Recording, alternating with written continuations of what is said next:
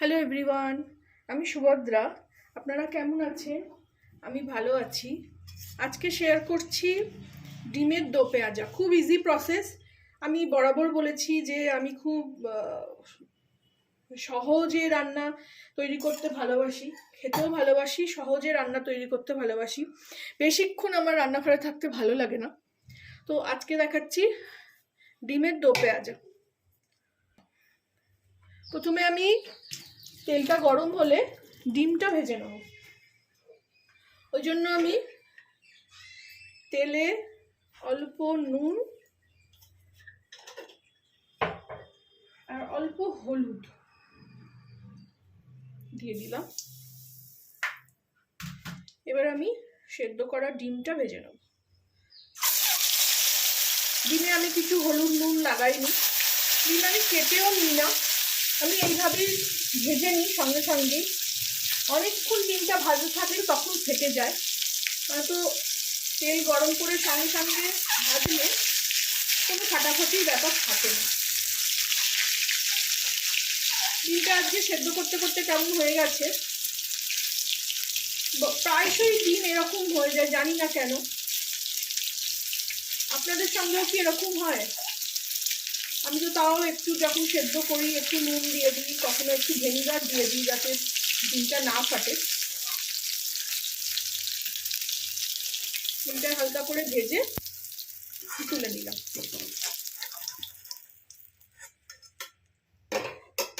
কোনো ফোড়ন দেবো না, শুধু একটু কাঁচা লঙ্কা দেবো।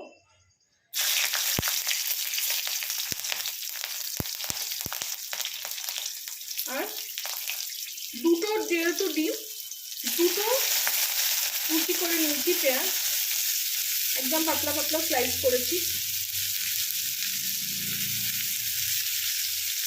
এটাই এবার নরম করে ভেজে নেব। এর মধ্যে একটু নুন আর হলুদ দিয়ে দেবো।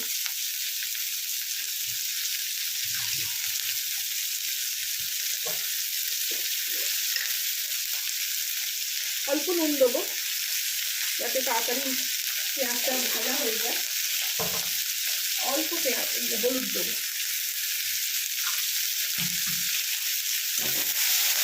এটাকে পোড়ানো যাবে না, কিংবা খুব কড়কড়ে করে ভাজা যাবে না, খুব নরম করে ভাজতে হবে।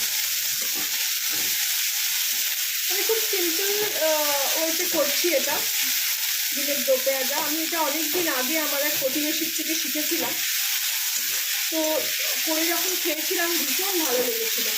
তারপর থেকে ঘরে কিছু না থাকলে ডিম, পেঁয়াজ, আলু এসব তো থাকেই, তো আমি এইভাবেই রান্না করে নিই, খুব সোজাভাবে, খুব তাড়াতাড়ি।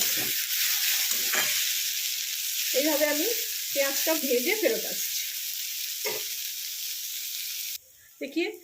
দেখুন পেঁয়াজ থোড়াসা মানে অল্প ভাজা হয়ে গেছে।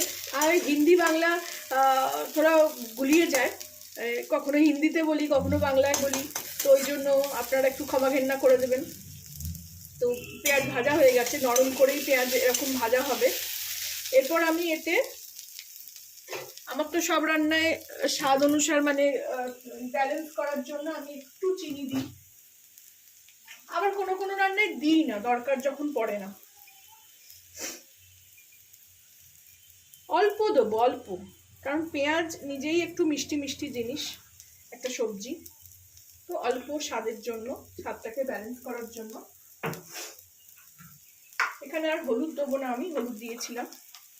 আমি একটু কাশ্মীরি লঙ্কার গুঁড়ো দিয়ে দিলাম। স্বাদ মতন নুন দেবো, আর একটু, অল্প নুন দেওয়াই ছিল, আর একটু দেবো। কারণ আমি না টাটা সল্ট লাইটটা খাই, তো আপনারা ভাববেন যে আমার অনেক বেশি নুন দিই।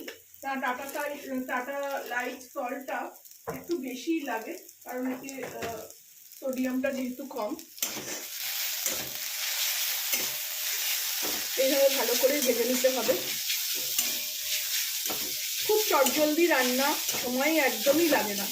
যখন যেদিনকে কিছু করতে ইচ্ছে করে না, রোজ রোজ তো আর ভালো লাগে না রান্না করতে, সেই দিনকে আমি এরকম চটজলদি রান্না করে নিই।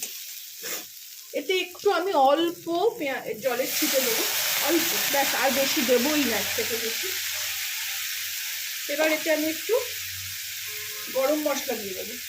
গরম মশলাটা না আমি বাড়িতেই মানে গুঁড়িয়ে রাখি, ছোটো এলাচ, লবঙ্গ আর দারচিনি।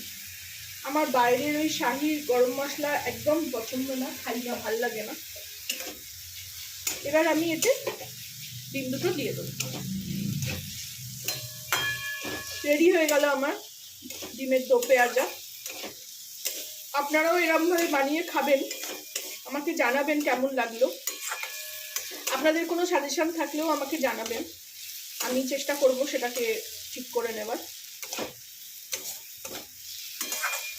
ভালো লাগলে আমার চ্যানেলটাকে একটা লাইক, শেয়ার অ্যান্ড সাবস্ক্রাইব করে দেবেন। Thank you for watching.